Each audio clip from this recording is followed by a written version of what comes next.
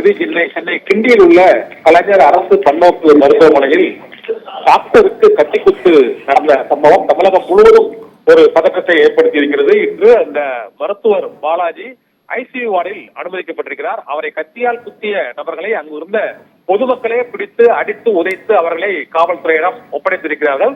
தற்போது அந்த மருத்துவர் பாலாஜி ஐசியூ வார்டில் அனுமதிக்கப்பட்டிருந்த போதிலும் அவரது உடல்நிலை சீராக இருக்கிறது என்று தற்போது அங்கு மருத்துவமனைக்கு நேரடியாக சென்று ஆய்வு நடத்திய சுகாதாரத்துறை அமைச்சர் மா சுப்பிரமணியமும் மற்றும் அவசர சிகிச்சை பிரிவு மருத்துவரும் அளித்த பேட்டியில் தெரிவித்திருக்கிறார்கள்.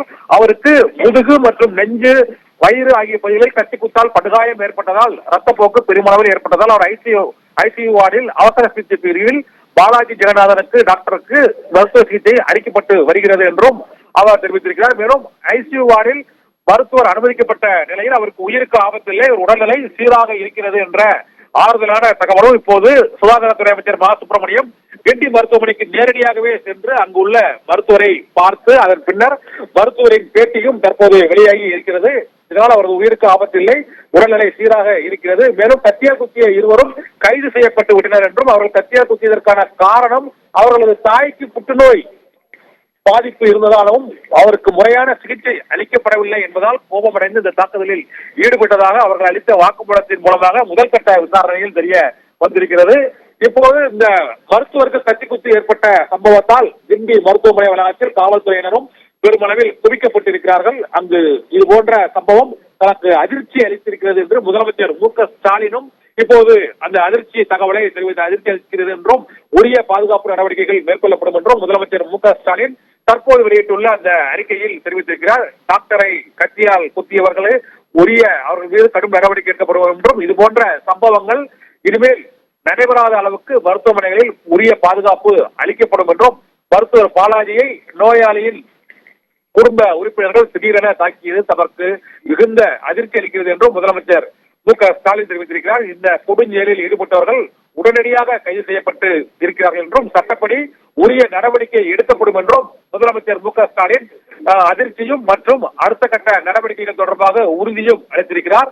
இது போன்ற சம்பவங்கள் இனிமேல் மருத்துவமனைகளில் டாக்டர்களுக்கு நடக்காத வகையில் உரிய பாதுகாப்பு ஏற்பாடுகள் மேற்கொள்ளப்படும் என்றும் மருத்துவர் பாலாஜி உடல்நிலை சீராக இருக்கிறது, உடல்நிலை தேறி வருகிறது என்றும் முதலமைச்சர் மு க ஸ்டாலின் விடுத்துள்ள அந்த அறிக்கையில் தெரிவித்திருக்கிறார். மேலும் இந்த சம்பவத்தில் ஈடுபட்ட 2 நபர்கள் தொடர்பாக விரிவான விசாரணை நடத்தி சட்ட ரீதியாக உரிய நடவடிக்கையை எடுக்கப்படும் என்றும் முதலமைச்சர் மு க ஸ்டாலின் வெளியிட்டுள்ள அந்த அறிக்கையில் அவர் தெரிவித்திருக்கிறார். இதுபோன்ற இந்த சம்பவம் தமக்கு மிகுந்த அதிர்ச்சி அளிக்கிறது என்றும் கத்திக்குத்துக்கு ஆளான மருத்துவருக்கு உடனடியாக உரிய சிகிச்சை அளிக்கப்பட்டிருக்கிறது என்றும் அதற்கான உத்தரவு பிறப்பிக்கப்பட்டு அந்த குற்றவாளிகள் அந்த குற்றம் சாட்டப்பட்டவர்கள் மீது உரிய நடவடிக்கை சட்ட ரீதியாக எடுக்கப்பட்டு வருகிறது என்றும் அவர் தெரிவித்திருக்கிறார். இதனால் தற்போது இந்த சம்பவம் தொடர்பாக பதற்றம் மற்றும் முதலமைச்சரின் அதிர்ச்சி அறிக்கை, மேலும் டாக்டர் சுகாதாரத்துறை அமைச்சர் மா சுப்பிரமணியன் நேரில் ஆய்வு, இந்த சம்பவம் தொடர்பாக பல்வேறு நிகழ்வுகள் தொடர்ந்து நடைபெற்று வரக்கூடிய சூழ்நிலையில் இந்திய மருத்துவ சங்கத்தின் இணை செயலாளர் டாக்டர் பூபதி ஜான் நம்மோடு இணைந்திருக்கிறார். அவரிடம் இது போன்ற சம்பவங்கள் நடைபெறுவது தொடர்பாக கேட்கலாம். டாக்டர் வணக்கம். டாக்டர் வணக்கம் சார். வணக்கம் சார். வணக்கம் சார். இந்த இந்தி மருத்துவமனையில் நடந்தது என்ன சார், சொல்லுங்க சார். சார், இந்தி மருத்துவமனையில ஒரு புற்றுநோய் அறுவை சிகிச்சை உயர் சிறப்பு சிகிச்சை டாக்டருக்கு ஒரு நோயாளியினுடைய வந்து கத்தியில குத்திட்டாங்க. கேட்டா சரியான வைத்தியம் பண்ணல, தவறான வைத்தியம் அந்த மாதிரி கொடுத்து கத்தியில குத்தி இருக்கிறாங்க. சார், இந்த சம்பவம் ரொம்ப ரொம்ப வருத்தத்தை கொடுக்குது, ரொம்ப அதிர்ச்சியாகவும் இருக்குது. மருத்துவர்களுக்கு தொடர்ச்சியாக இந்த சம்பவம் தொடர்ச்சியா நடந்துட்டு இருக்குது. இது ஒரு சம்பவம் மட்டுமல்ல, தினம் இந்த சம்பவங்கள் நடந்து கொண்டே இருக்கிறது. அதாவது கடந்த 1 மாசத்துக்கு முன்னாடி கூட கல்கத்தாவில் ஒரு மருத்துவ மாணவி பாலியல் பலாத்காரம் செய்யப்பட்டு படுகொலை செய்யப்பட்டிருக்காங்க. அப்ப இந்தியா முழுவதும் இருக்கக்கூடிய மருத்துவர்கள் எல்லாம் போராட்டம் நடத்தணும். தமிழகத்திலையும் பாரு அங்கங்க தினம் இது போன்ற சம்பவங்கள் நடந்துகிட்டே இருக்குது. அப்ப மருத்துவர்கள் அச்சம் இல்லாமல், கவலை இல்லாமல், சுதந்திர மனநிலையுடன் மருத்துவம் பண்ணக்கூடிய சூழ்நிலை இங்க இல்ல, குறைஞ்சுக்கிட்டே வருது. அதே போல நோயாளிகளும் மருத்துவர்கள் மேல தவறான எண்ணங்கள் உருவாகிட்டே இருக்குது. மருத்துவர்கள் வந்து தப்பா பண்றாங்க, மருத்துவர்கள் சரியா பண்றது இல்ல, அவர்களுடைய சிகிச்சை தவறு, எங்க அம்மா இறப்பதற்கு மருத்துவர்கள் தான் காரணம் என்ற எண்ணங்களும் இந்த மாதிரி தவறா மக்கள் மத்தியிலேயே உருவாகிட்டே ஊறிக்கொண்டே இருக்கிறது. மருத்துவர்கள் என்ன கடவுளா? கடவுளே கிடையாது. அவர்கள் வந்து அவர்களுடைய பணியை செய்கிறார்கள். மருத்துவத்தில் இருக்கக்கூடிய மருத்துவ வியாதியினுடைய சம்பந்தமாக அது உயிர் போவதற்கு வாய்ப்பு இருக்குது. அதுதான் முக்கியம். அப்ப இந்த சம்பவம் மிகுந்த அகச்சத்தை கொடுக்குது, மருத்துவர்களை கலக்கத்தை கொடுக்குது. அதுதான் நம்ம இந்திய மருத்துவ சங்கம் என்ன அரசுக்கு கோரிக்கை வச்சது அப்படின்னா, மருத்துவமனை பாதுகாக்கப்பட்ட மருத்துவமனையாக உருவாக்கப்பட வேண்டும் என்கிறதான் கோரிக்கை வச்சோம். அதாவது ப்ரொடெக்டட் ஜோனா இருக்கணும் ஒண்ணு. ரெண்டாவது, மருத்துவர்களுக்கு என்று ஒரு தனியாக ஒரு சட்டம் இயற்றங்கள், மருத்துவ பாதுகாப்பு சட்டம் என்று சட்டம் இயற்ற வேண்டும் என்று ஒன்றிய அரசு கிட்ட நாங்கள் கோரிக்கை வச்சோம். ரெண்டு. மூன்றாவது, இரவு நேரங்களில் பணிபுரக்கூடிய பெண் மருத்துவர்களும் மற்ற இருக்கக்கூடிய மேல் டாக்டர்ஸ் அவங்களுக்கு வந்து சரியான பாதுகாப்பு கொடுக்கணும், அவர்களுக்கு தகுதியான வசதிகள் செய்து கொடுக்கணும், மருத்துவமனை வெளிச்சமுள்ள இடமாக மாற்ற வேண்டும். எல்லாமே பாதி மருத்துவமனை இருட்டா தான் இருக்கும் நைட்ல போய் பாத்தீங்கன்னா. அப்போ வெளிச்சமுள்ள இதாக இருக்கணும், அங்கங்க சிசிடிவி கேமரா வைக்கணும், காவல்துறை பணியாளர்களும் அதிகமா பயன்படுத்தணும் அப்படிங்கிற கோரிக்கை எல்லாமே நாங்க வச்சு நாங்க போராட்டம் பண்ணிட்டு இருக்கிறோம். அப்போ இது போன்ற சம்பவங்கள் இனி வரக்கூடிய காலங்களில் நடக்கக்கூடாது சார். இப்படி நடந்துச்சு அப்படின்னா நல்ல மருத்துவ சிகிச்சை மக்களுக்கு கிடைக்காமல் போய்விடும். மருத்துவர்கள் வந்து அச்சத்திலே இருப்பாங்க. நம்மளுக்கு எதுக்குடா இந்த கவலை அப்படின்னு சொல்லிட்டு அவனுடைய வேலையை பண்ணிட்டு போயிட்டே இருப்பான். அதனால மருத்துவர்களுக்கு அச்சம் இல்லாம இருக்கணும். நல்ல சுதந்திர மனநிலையோடு இருப்பதற்கு அரசு வந்து எல்லா வித நடவடிக்கையும் எடுக்கணும். குற்றம் செய்தவர்களை உடனடியாக கண்டுபிடித்து விசாரித்து தகுந்த தண்டனை வழங்க வேண்டும் என்ற கோரிக்கையை நாங்கள் வைக்கிறோம் சார். டாக்டர் பூபதி, நீங்க கொல்கத்தா மருத்துவமனை சம்பவத்தோட ஏதாவது ஒப்பிட்டீங்க. அங்க வந்து ஒரு பெண் மருத்துவருக்கு இரவில் பாதுகாப்பு இல்லாத சூழ்நிலையில் அங்க உள்ள நோயாளிகளால் பாதிப்பு ஏற்பட்டது. அங்க உள்ள அந்த சஞ்சய் ராய் என்ற ஒரு காவலர் வந்து இந்த மாதிரி ரேப்பிங் அட்டம் அந்த படுகொலை பண்ணார். ஆனா இங்க வந்து என்னன்னா, அந்த அவருடைய தாயாருக்கு அந்த புற்றுநோயால் பாதிக்கப்பட்டிருக்கிறார், அவருக்கு உரிய சிகிச்சை அளிக்கவில்லை. அதனாலதான் அந்த 4 பேரும் அங்க வந்து அந்த டாக்டர் பாலாஜி ஜெகநாதனை தாக்கியதாக கூறப்படுகிறது. இருந்த போதிலும் இந்த மாதிரி இந்த ஒரு ரொம்ப அவங்க ஒரு புற்றுநோய் உள்ளிட்ட ரொம்ப அந்த கடுமையான நோய்களால் நீரிழிவு நோய் மற்றும் சிறுநீரக பாதிப்பால் ஏற்படக்கூடிய அந்த நோயாளிகள் அனுமதிக்கப்படும் போது அவர்கள் உறவினர்களுக்கு அந்த சரியான அந்த கன்சோல், அவங்களுக்கு அந்த ஆறுதல் மற்றும் அவர்களுக்கு அந்த ஒரு நம்பிக்கை ஊட்டும் வகையில் அந்த மருத்துவர்கள் பேசல, அதனால அவங்க ஒரு விரக்தி வெறுப்புல இந்த மாதிரி ஏற சம்பவங்கள் ஏற்படுறதாகவும் இவங்க தரப்புல சொல்றது. நீங்க ஒரு இந்திய மருத்துவ சங்கத்தோட பொறுப்புல இருக்கிறீங்க, நீங்க என்ன சார் நினைக்கிறீங்க? இந்த மாதிரி இந்த அதாவது இந்த உயிர் போகக்கூடிய ஒரு கடுமையான நோயால் பாதிக்கப்பட்டவர்கள் மருத்துவமனையில் அனுமதிக்கப்பட்ட போது அவர்களது உறவினர்களுக்கு அந்த உரிய அந்த ஒரு கவுன்சிலிங் அல்லது ஒரு ஆலோசனை, அவர்களுக்கு ஒரு நம்பிக்கை ஊட்டும் வகையில அந்த அவங்கள மனநிலையை ஒரு அமைதிப்படுத்துற அளவுக்கு இந்த டாக்டர்கள் வந்து எதுவும் சொல்றது இல்லைன்னு ஒரு சொல்றாங்க. அது எப்படி சார் நினைக்கிறீங்க?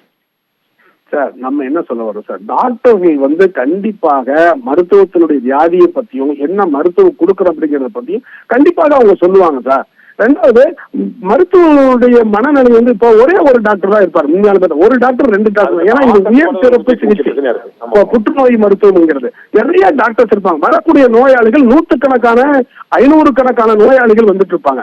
ஒரே ஒரு டாக்டர் இருப்பாங்க, 2 டாக்டர் இருப்பாங்க. 500 நோயாளிகிட்ட வரணும், பேசணும், அவங்களுக்கு வந்து அட்மிஷன் போடணும், அவங்களுக்கு தகுந்த சிகிச்சை அளிக்கணும். இது போன்ற மன அழுத்தத்திலையும் மருத்துவர் இருப்பாங்க. அது ஒண்ணு வச்சுக்கிறோம். ஆனா அதை நான் பெருசா கூட நினைக்கல.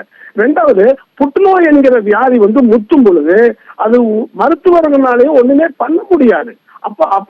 அப்படிங்கிற நிலைமை, அப்படிங்கிற ஒரு விதமான எண்ணம் வந்து ஒரு நோயாளிகளுக்கு மத்தியும் தெரியணும். அதுங்களா, அதுக்கு அவங்களுக்கும் கவுன்சிலிங் கொடுக்கணும். ரெண்டாவது.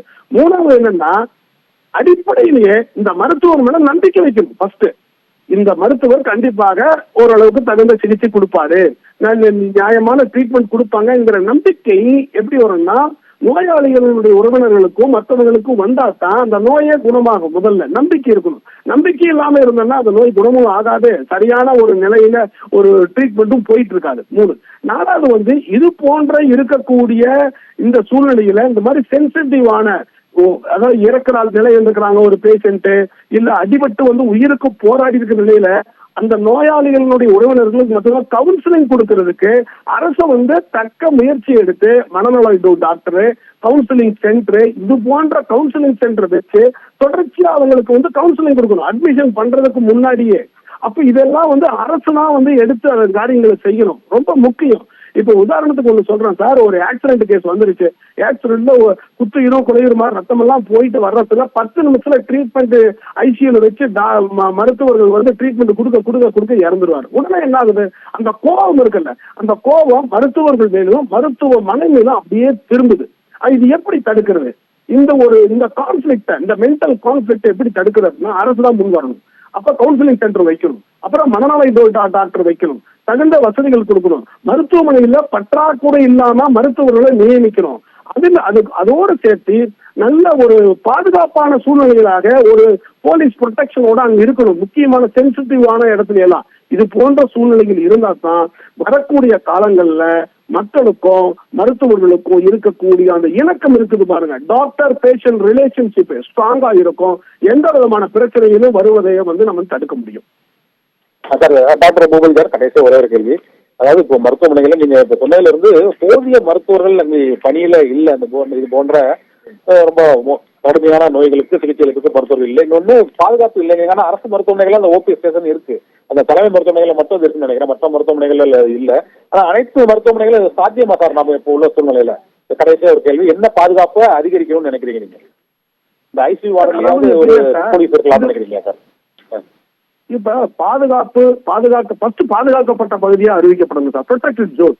ஒரு மருத்துவமனை இருக்கா, மருத்துவமனையில சில இடங்கள்ல எல்லா இடமும் பாதுகாக்கப்பட்ட பகுதியாக அறிவிக்கணும்னாலும் ஆரம்ப கட்டத்துல என்ன பண்ணணும், குறிப்பா ஐசியூ சுத்தி இருக்கக்கூடிய இடங்கள், இரண்டாவது இந்த மாதிரி புற்றுநோய் சம்பந்தப்பட்ட உயிருக்கு போராடி இருக்கக்கூடிய இடங்கள், இது போன்ற இடங்கள்ல ஸ்பெசிபிக்கான இடத்துல வந்து பாதுகாக்கப்பட்ட பகுதியா அறிவிக்கணும். பொதுவாகவே முதல்ல சொல்ல போனா பெரிய பெரிய மருத்துவமனைகளே அறிவிக்கப்படணும்.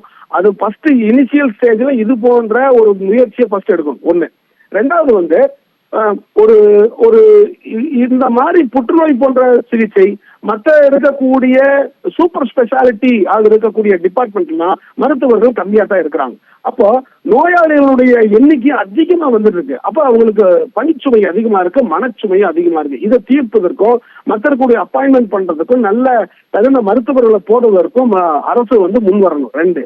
மூணாவது வந்து ஒரு 24 hours கேமரா, நல்ல லைட்டிங் இருக்கணும். ரெண்டாவது வந்து போலீஸ் ப்ரொடெக்ஷன்ஸ் இருக்கணும். அது பிரைவேட்டா இருக்கட்டும், இல்ல இருக்கக்கூடிய அந்த நம்ம ஸ்டேட் போலீஸா இருக்கட்டும், எதா இருக்கட்டும், அந்த மாதிரியான ஒரு சிஸ்டத்தை கொண்டு வரணும். இது எல்லாம் முக்கியம். இது எல்லாம் மீறி சென்சிட்டிவான இடத்துல நோயாளிகள் உயிருக்கு போராடி இருக்கிற இடத்துல கவுன்சிலிங் சென்டர் வைக்கணும். ஒவ்வொரு ஹாஸ்பிட்டலையும் கவுன்சிலிங் சென்டர் வச்சு அந்த பேஷண்ட் கவுன்சிலிங்ல போயிடும். அட்டெண்டன்ஸ் எல்லாமே கவுன்சிலிங் கொடுத்து அவங்க மனநிலையை வந்து என்ன ஒரு காமான மனநிலையா மாற்றணும். சோ இது போன்ற சூழ்நிலைகள் இருந்தா தான் இது போன்ற தவறுகள் அசம்பாவிதங்கள் எல்லாம் நம்ம தடுக்க முடியும்.